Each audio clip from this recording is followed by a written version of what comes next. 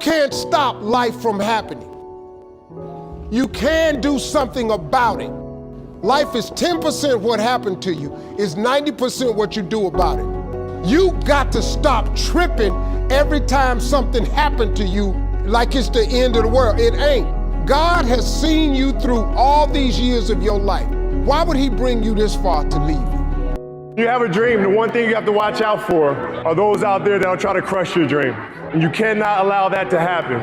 That is your biggest challenge. So I challenge you to have your dream, go after it with all you have, and be legendary in your own right. Where they want to go. Oh, wow. Most people don't know where they want to go. Most people, a lot of people are going and being driven by what they think they should do, right, what other people say they should do, what they have carried in their mind for a long time they should do. But the most important question you can ever ask yourself is, what do I really want? Wow. And the answer to that, once you can establish for yourself what the answer to that is, and have everything you do, every choice you make, move you in the direction of what you say your vision is. Right. Yeah. And when you do that, the forces of life rise up to meet you. The reason why most people have such chaotic lives is because they're living in chaos in their head. And as soon as you get clear, it clears up. The thing that you ever wanted is on the other side of fear. And you know what? I feel like my entire life I have allowed myself to be defined by a culture. I have allowed myself to be defined by the naysayers. I was dropped in the middle of a profession that is all about deprivation. And so a lot of times you just allow other people to define you. And at 56 years old, I have come to the realization that I can define myself. An eagle flies at a certain altitude, and the only other bird flies at that altitude is another eagle. So if he finds himself flocking with pigeons, he may be flying too low. See, sometimes we asking ourselves, why my friends treating me like this?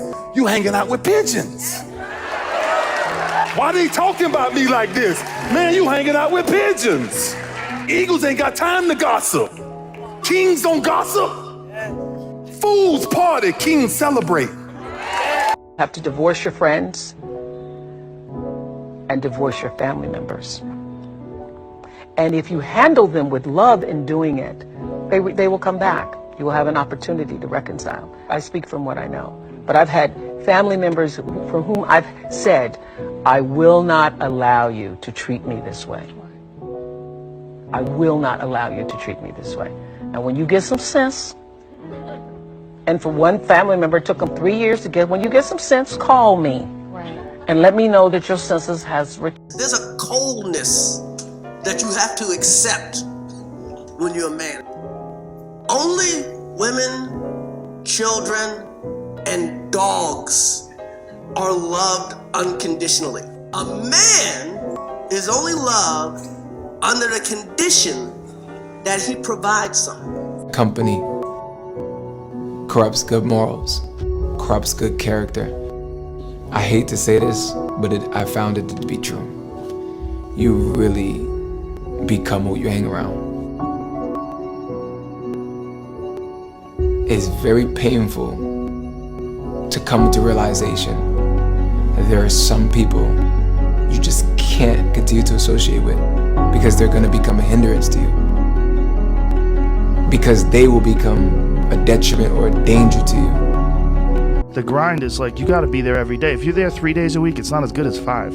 You got to be there 5 days a week. And 5 might be better than 7. Because sometimes 7 you burn out. You want to keep enthusiasm because that's a fuel. Enthusiasm, there's something about enthusiasm that, like, you got to balance discipline and enthusiasm. Discipline's critical. You have to be able to show up, but you also have to enjoy the out of it. Watching here, come close to the screen and listen. People don't have to like you. People don't have to love you. They don't even have to respect you. But when you look in the mirror, you better love what you see. You better love what you see. You listen to people And if you allow people to project their fears onto you, you won't live. Thin line between loyalty and stupidity. I'll be loyal, but I ain't gonna be stupid. We all here to be used. We just not here to be misused. That all the people with the greatest potential are gathered one place, and that's the graveyard.